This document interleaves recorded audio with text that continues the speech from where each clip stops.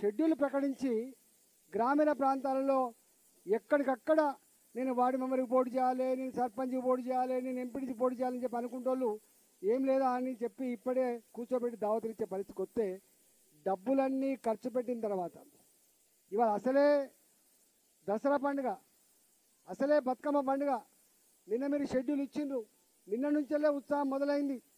ఒకవేళ వీళ్ళు కనుక డబ్బులన్నీ ఖర్చు పెట్టుకుంటే దీని బాధ్యులు ఎవరు? దీని బాధ్యులు ఎవరు చెప్పండి. అందువల్ల దయచేసి మీరు ప్రభుత్వ పరంగా చెప్పాల్సింది ఏంటంటే, మీరే ప్రెస్ మీట్ పెట్టి మీకు 8వ తారీఖు వరకు కోర్టులో ఆర్గ్యుమెంట్స్ ఉన్నాయి కాబట్టి కోర్టు డిసిషన్ వెలువరించిన తర్వాత ఎలక్షన్ నోటిఫికేషన్ ఇచ్చిన తర్వాతనే మీరు ఎన్నికల సమాయత్తం కమ్మని చెప్పాలి తప్ప మీరు ఆధారాబాధగా ఇట్లు ఇచ్చి వాళ్ళు అనుకుంటారు పాపం ఎన్నికల షెడ్యూల్ అంటేనే ఎన్నికలు డిక్లేర్ అయిపోయినాయి అని అంటున్నారు. ఇవాళ మొత్తం రిజర్వేషన్లు ఇదొచ్చింది అదొచ్చిందని చెప్పి ఆతృత పడుతున్నారు. కాబట్టి ప్రభుత్వం ఇంత పెద్ద గంభీరమైన విషయాన్ని బీహార్ ఏం జరిగిందో చూసిన తర్వాత, మహారాష్ట్రలో కూడా ఏం జరిగిందో చూసిన తర్వాత తెలంగాణ ప్రజానికాన్ని వంచకూడదని చెప్పి